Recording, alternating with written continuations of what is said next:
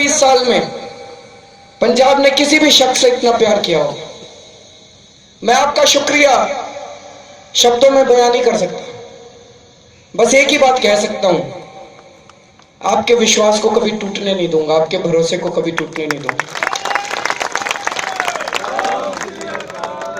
जितने वादे हम लोग कर रहे हैं, जितनी बातें मैं कह रहा हूं, पंजाब का मुख्यमंत्री जो मर्जी बने, सारे वादे पूरे करवाने की जिम्मेदारी मेरी है।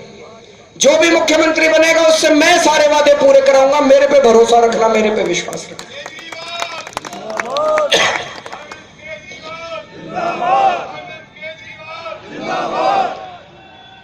अभी कुछ दिन से कैप्टन अमरिंदर साहब, बड़े बादल साहब दोनों कह रहे हैं कि उनकी जिंदगी का ये आखिरी चुनाव है।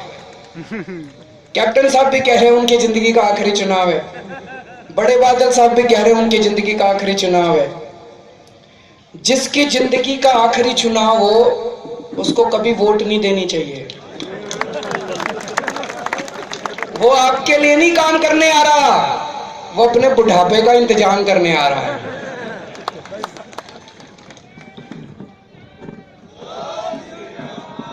जब आप किसी नेता से काम कराने जाते हो, वो नेता काम नहीं करता, तो आप उसको क्या धमकी दे के आते हो? अगली बार वोट मांगने आई हो, मैं देखूंगा, यही कहते हो ना उसको। मान लो चुनाव के बाद आप कैप्टन साहब के पास गए काम कराने के लिए और कैप्टन साहब ने कहा मैं नहीं करता, आप कहोगे अगली बार वोट मांगने आई हो, मैं देखूंगा। वो कहेंगे अब मेरे को वोट की जरूरत नहीं है, मेरा तो हो लिया जो। तो जिसकी जिंदगी का आखिरी चुनाव हो उसको कभी वोट नहीं देना चाहिए। और वैसे भी कांग्रेस हार रही है पूरी तरह से, कैप्टन साहब अपनी सीट हार रहे हैं। अभी पटियाले में गया था, 2 दिन पहले रोड शो था हमारा, सारा पटियाला सड़कों के ऊपर था और लोग गालियां दे रहे थे, कहते जी मिलते ही नहीं है, महाराजा हैं, अभी चुनाव के पहले नहीं मिलते, बाद में कब मिलेंगे। अगले दिन एक अखबार वाले ने वहां सर्वे कराया, ये अखबार है दैनिक सवेरा, इन्होंने सर्वे कराया वहां पे कैप्टन साहब के हलके में। लोगों से पूछा भाई किसको वोट दोगे? ये कहते हैं 48% लोगों ने कहा आम आदमी पार्टी को वोट देंगे, 33% लोगों ने कहा कैप्टन साहब को।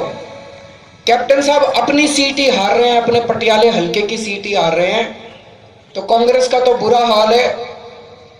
पर पिछले 3-4 दिन से ये लोग जो बातें बोल रहे हैं मुझे बड़ी तकलीफ हुई। पंजाब से बहुत सारे लोग विदेशों में काम करने गए हैं, एनआरआई बन गए, मजबूरी में गए हैं। इन्होंने पंजाब का इतना बुरा हाल कर दिया था इन लोगों ने, बादलों ने और कैप्टन ने मिलके। हमारे बहुत सारे लोग, बहुत सारे वीर विदेशों के अंदर काम करने गए हैं, वो अब आके यहां पे पंजाब के चुनाव में कैंपेनिंग कर रहे हैं। कुछ दिन पहले कैप्टन साहब कहते हैं ये सारे आतंकवादी हैं, बादल कहते हैं ये सारे आतंकवादी हैं, एनआरआई सारे आतंकवादी हैं।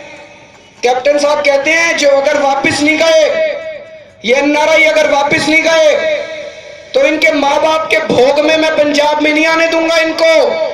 मैं कैप्टन साहब नु कहना चाहूंगा तेरा प्यो दा पंजाब है।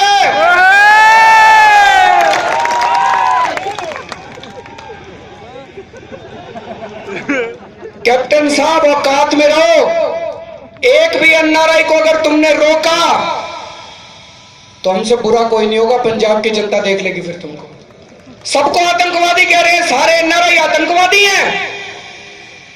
और अभी 3 दिन से मैं चुप बैठा था, लेकिन अब मैं चुप नहीं रहूंगा। मैं किसी हिंदू से मिलता हूं तो कहते हैं केजरीवाल हिंदू आतंकवादी से मिला। मैं किसी सिख से मिल लेता हूं, केजरीवाल खालिस्तानी आतंकवादी से मिला। मैंने इनको कहा, मैंने कहा मेरे को जो गाली देनी है दे लो, तुम्हारी दुश्मनी मेरे से है। तुम मेरे को नक्सली कहते हो, आतंकवादी कहते हो, कुछ कुछ कहते हो, मैं कुछ नहीं बोलता।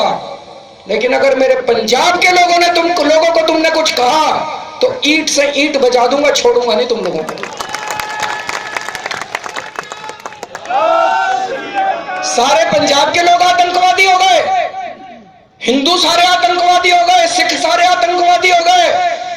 कौन है आतंकवादी वो हैं जिन्होंने चिट्टा बेचा था पंजाब के अंदर। आतंकवादी वो हैं जिन्होंने श्री गुरु ग्रंथ साहब जी की बेअदबी करी थी बरगाड़ी के अंदर। आतंकवादी दो ही हैं आज पंजाब के अंदर, सुखबीर बादल और मजीठिया। इन दोनों आतंकवादियों को पकड़ के पंजाब की जनता जेल में भेजेगी। दोस्तों, अंत में यही कहना चाहता हूं, हम लोग बहुत छोटे लोग हैं, बहुत मामूली लोग हैं। 3-4 साल पहले तक हमें कोई नहीं जानता था इस देश के अंदर।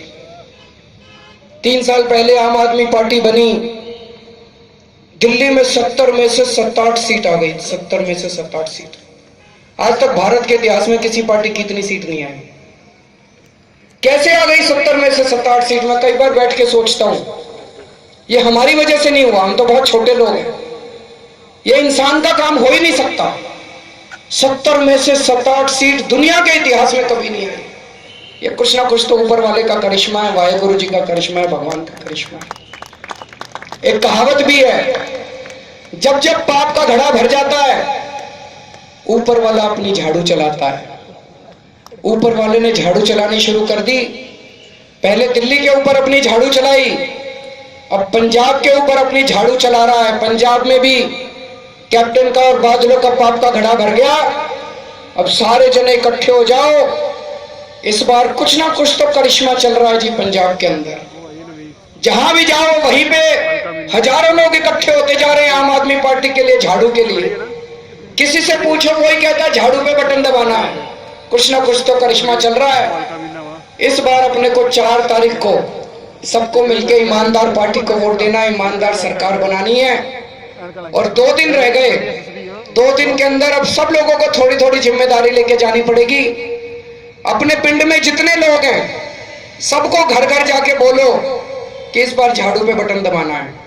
जितने रिश्तेदार हैं आपके पूरे पंजाब में, सबको फोन कर करके बोलो कि इस बार झाड़ू को वोट देनी है।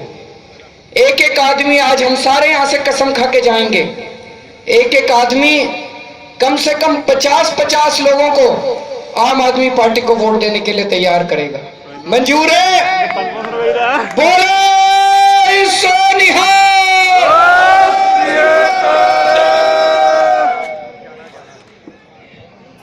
Thank you.